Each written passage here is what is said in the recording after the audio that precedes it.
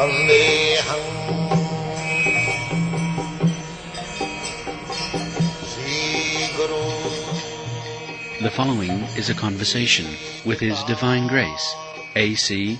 Bhaktivedanta Swami Prabhupada, recorded on the 4th of June, 1974, in Geneva, Switzerland.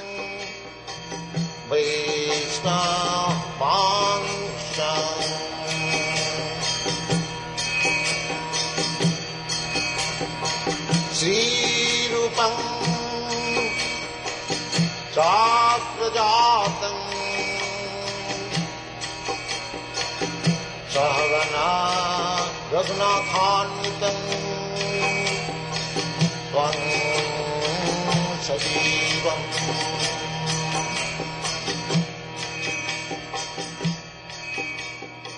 Sadaitam. The group that he is heading up is a little bit revolutionary in the biological field. Instead of taking biology from the point of view of chemical microscopic analysis, they take biology from the point of view of energetic, everything being energy stemming from some source. This is only energy. That everything is energy. This is nice. Actually it is so. Our last official result is, of course, a scandal for the Orthodox world. We did transmute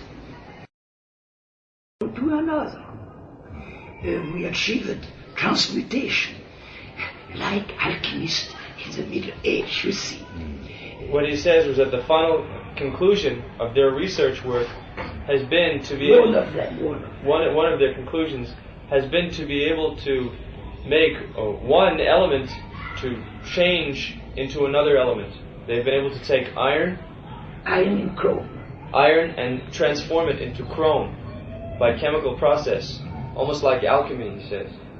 And this was very startling for the scientific world. Without chemistry, only with physical heat, 800, and pressure. Only this. No, like the CERN, no atomic energy, nothing at all. Simply by natural measures. We can give you one information that metals like bell metal is combination of tin and copper and mercury. If we can mix it, it will become gold. I'm sure it is possible. Huh? He says he is sure that is possible. It is possible from what we have seen and made. But it is not of great interest to make gold. No, we are interested. We want gold for spreading Krishna consciousness. Nobody is paying us. We are simply selling our books, that's all. Nobody paying us. No government, no... You take so many $1 million for spreading Krishna. Nobody. That will require some gold. So biology, what is the basic principle of biology? Understand his question? Yes, the principle, c'est la vie, life.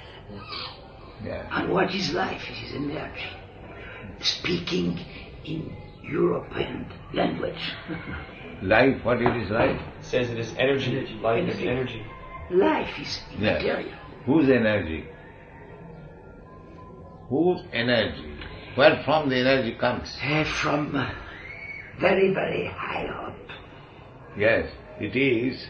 This matter is also energy. And life is also energy.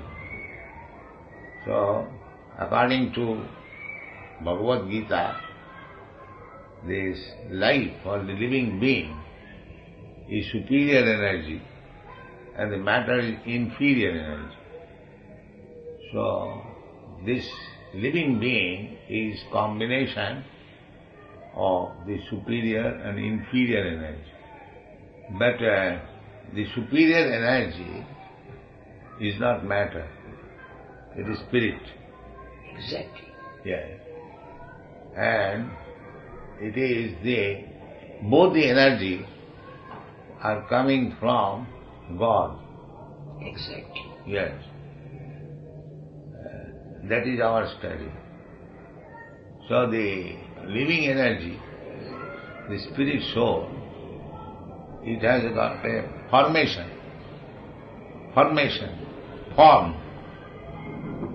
That is also stated in the Shastras, that 1/10,000 part of the top of the hair, the point, here. Dit que la dimension de l'âme fait 1/10,000,000 yen et 1/10,000,000 yen du point d'un cheveu. C'est la dimension de l'âme, selon les écritures védiques. 1/10,000 part of the exact version is Keshagra. Kesha means hair, and Agra means the top.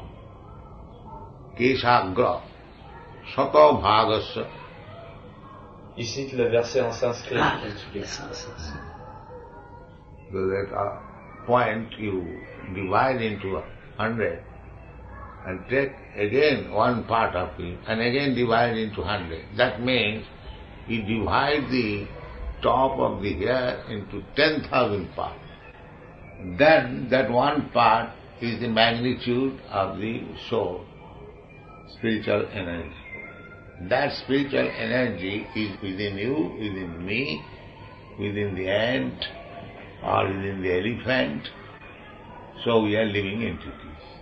And the body is inferior energy at the present moment.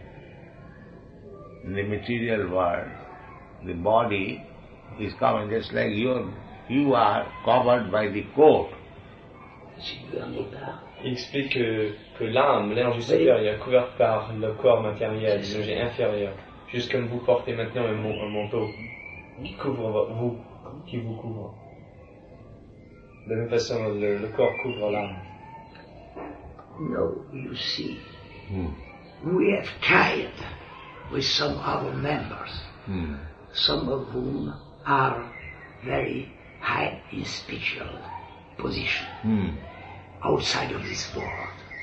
We have tried to look, to reach for the old truth, in the very old knowledges of humanity. We have tried this with Indian knowledges. We have tried this with Chinese knowledges. We have tried this with Mexican knowledges. We have tried it everywhere. And we have found that everywhere there is, when you go deep enough, the same truth. He says among their members, many of them are spiritually inclined. So they've investigated the ancient scriptures in China, in Mexico, all over the world. And they find that if you go down far enough in the philosophy, it is the same truth. Yes, truth is for everyone. If it is truth, truth cannot be different. Chinese truth is different from Indian truth. That cannot be. But it is of the same Truth origin. is the truth, provided it is truth. You take something myth as truth, that is different. So, the truth is that this body is formed on the basis of that spiritual spark.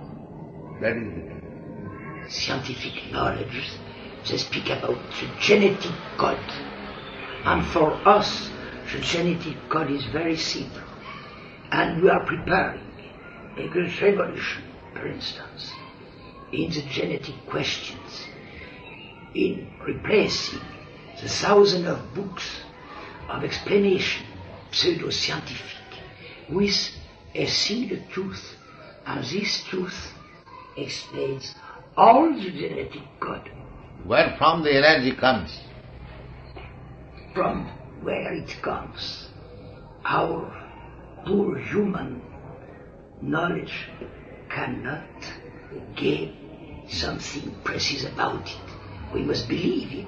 It comes from very high, but to explain it scientifically is completely foolish. That is our opinion. And further, as I said to you, we look at everywhere. If I take India, explain it, coming here, that I received about 10 or 12 years ago. That is what the Christian would speak about in mystery, something extraordinary. I received it from a holy man in India, with which I was corresponding from time to time. Without asking, I received a big book in Sanskrit. I could not understand a word about it. Well, I put it aside, preciously. And it is What only, is that book? It was the Ayurvedic Codex, the whole Ayurvedic medicine. This was his book. And I learned about it only 1 year ago, because a professor of Sanskrit from India, and had come from India to Europe, and he's in Paris, I believe.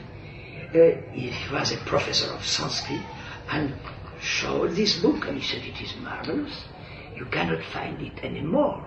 It is the whole Ayurvedic medicine. And this I had for 10 years without knowing why. So, we are very pleased that you are accepting that life is energy. Now, we It is say... a name, energy. Huh? We gave it a name. It is much... No, it is energy. It is Energy. exactly the name.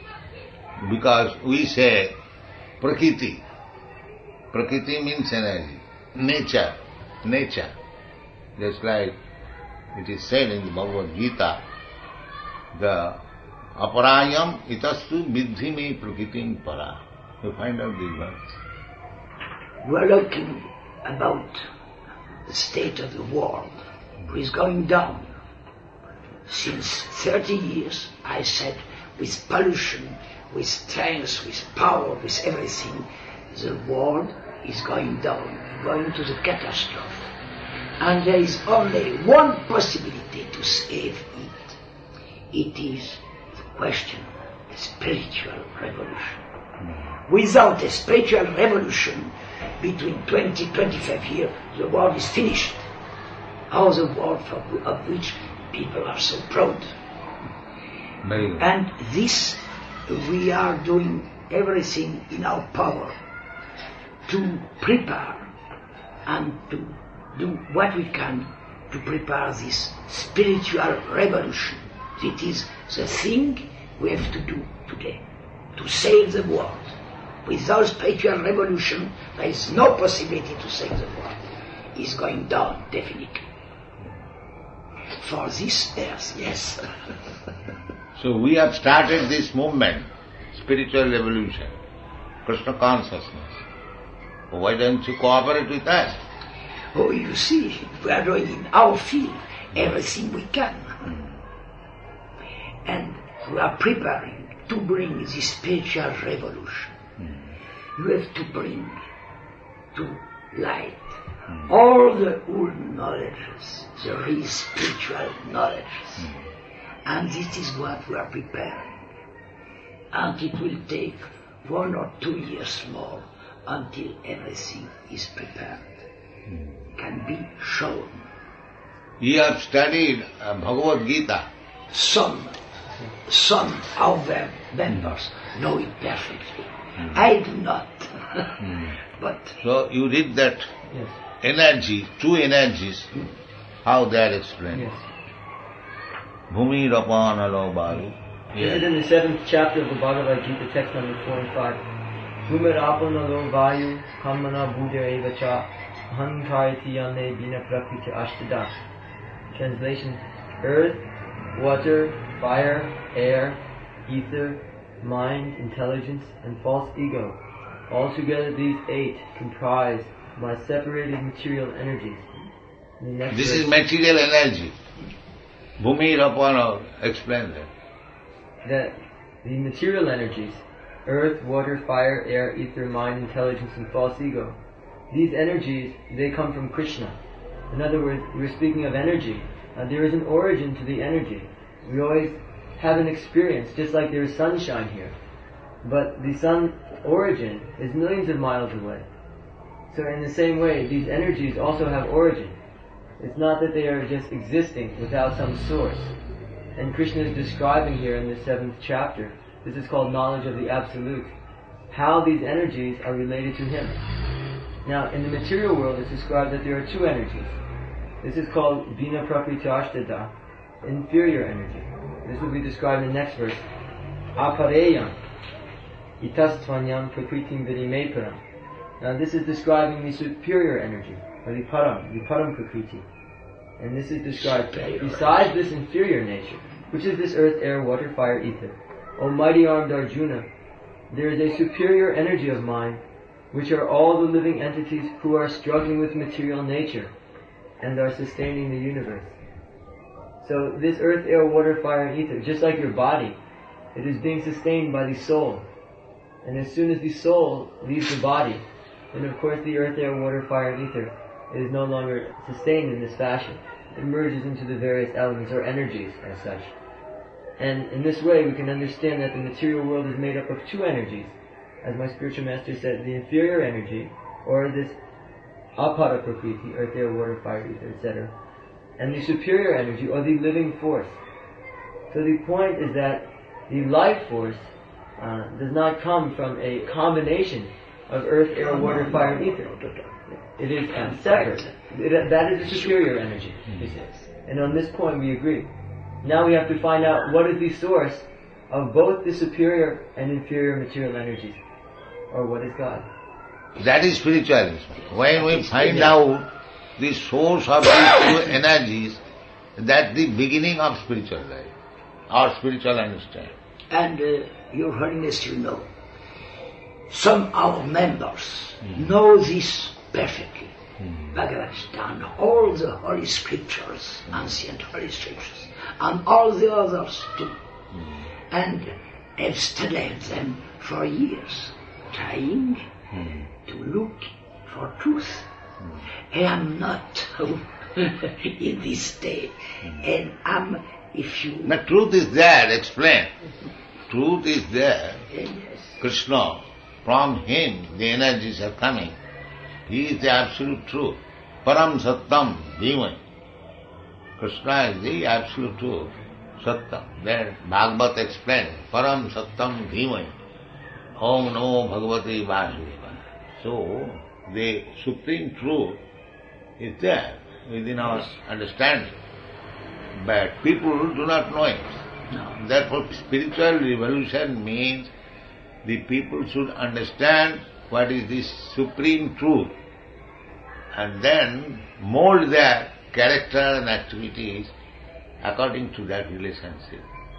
Then that is success of human life. And I can say to you, we are making preparing some of members, a very important work, which is explanation from our medical point of view of all the genetic code, which is in science something absolutely terrific. Plenty, thousands of books and so on. What is your explanation of the genetic codes? He said, well, very interesting. He says one of the conclusions that they have arrived at is that despite all of your research work, despite all of your scientific studies, if you don't have a simple spirit of inquiry, you won't be able to understand the codes of life.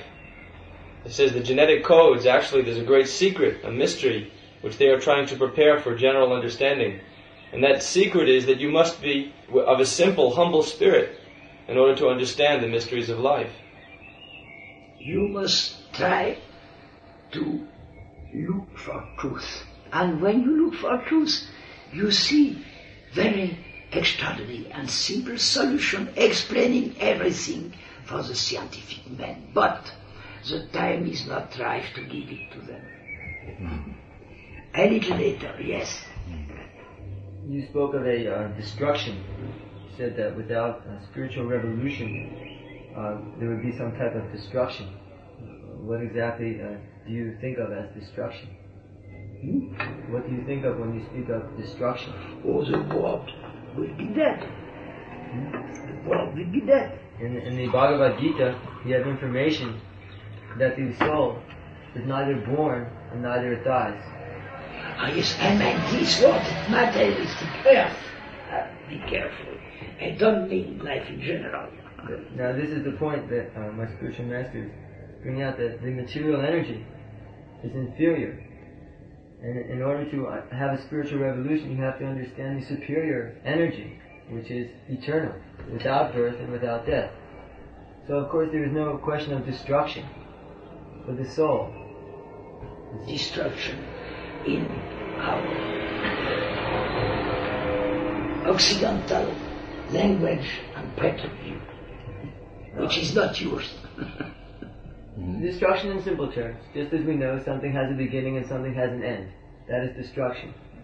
So in Vedic terms, that which has a beginning and has an end is called material. And that which has no beginning and no end, but is existing nonetheless, that is called spiritual or superior energy. This cannot be destroyed.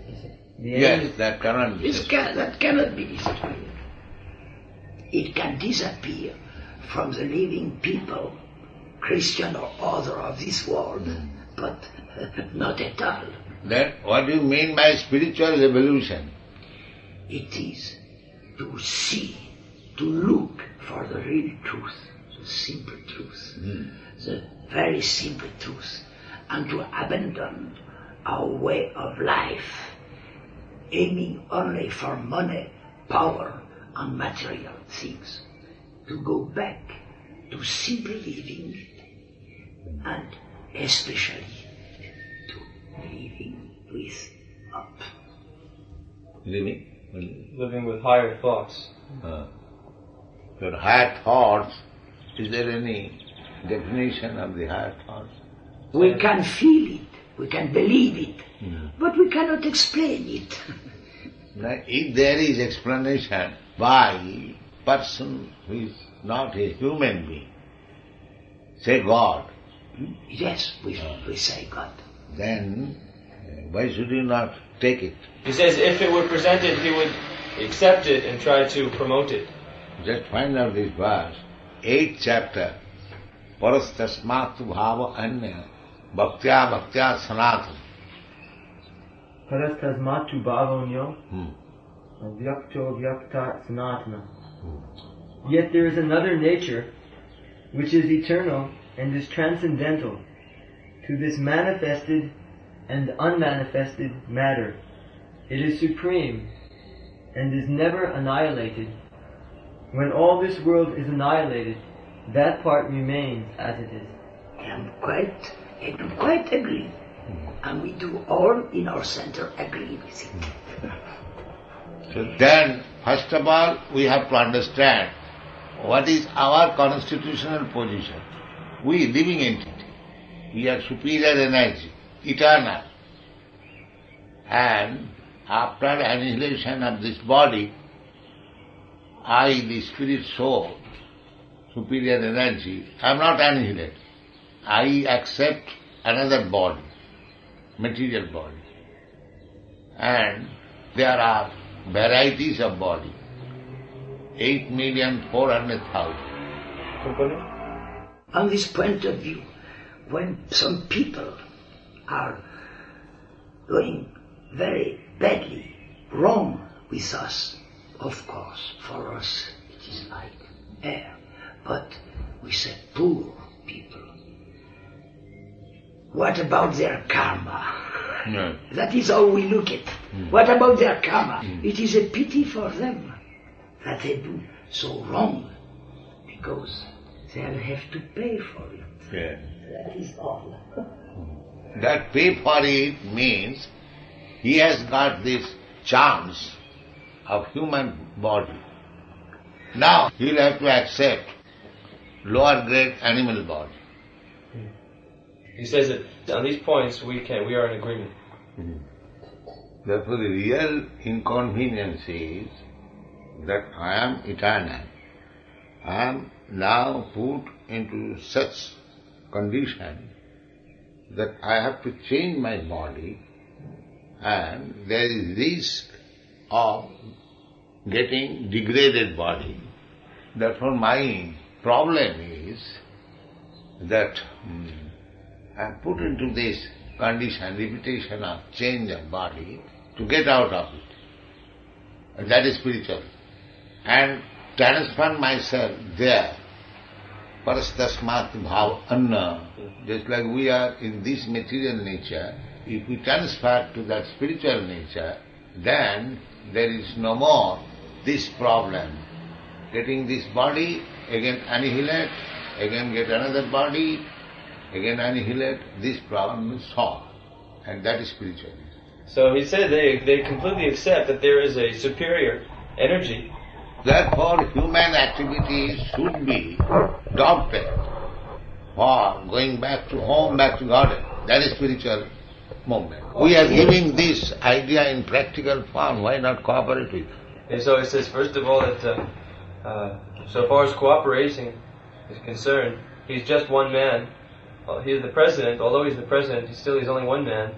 And he can only speak in terms of cooperating with the spiritual movement among the more enlightened members of his group. Yes, that is required, because if the enlightened man of the society does something, others will follow. Right. It is not that the general mass of people has to be educated. They will be automatically educated. They follow. If the enlightened man is living in such a way that he is going to be transferred to the spiritual world, then others will follow. That is explained in the Bhagavad Gita. Jad jad acharati shrestha. At least there must be a class of men, ideal men, that they are preparing themselves for transferring to the spiritual world. Then people will see that here is the ideal man, and they will try to follow. But if people see that he is also like us, he is also drinking, he is also eating meat, and he is also having illicit sex, then where is the ideal man? Everyone is implicated with these things, sinful life. He knows about Guru Maharaj Ji. He says he has so many people following him. The only conclusion that we can have is that there are many, many people who are looking for spiritual life. Yes. And they took everything they can find. That is a fact. People, especially in the Western world, they are actually looking after some spiritual emancipation. But they think that from India, actually that is a fact, that when any rascal comes, they go round him.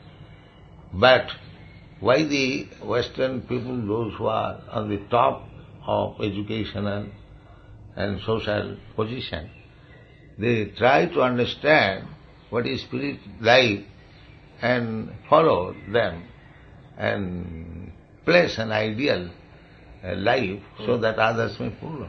He says that some friends were even visitors at the temples at Benares. The called temple of Benares. Yes, free entry. That is as a tourist. Yeah. But that is not understanding of spiritual life. Oh, I don't speak of tourists. I speak of a holy man. Be careful, not a tourist, not as a tourist, as a man having attained very high in truth, and for this reason, and not as a tourist. He was at the time clouded like you. Holy man means Il était en moi.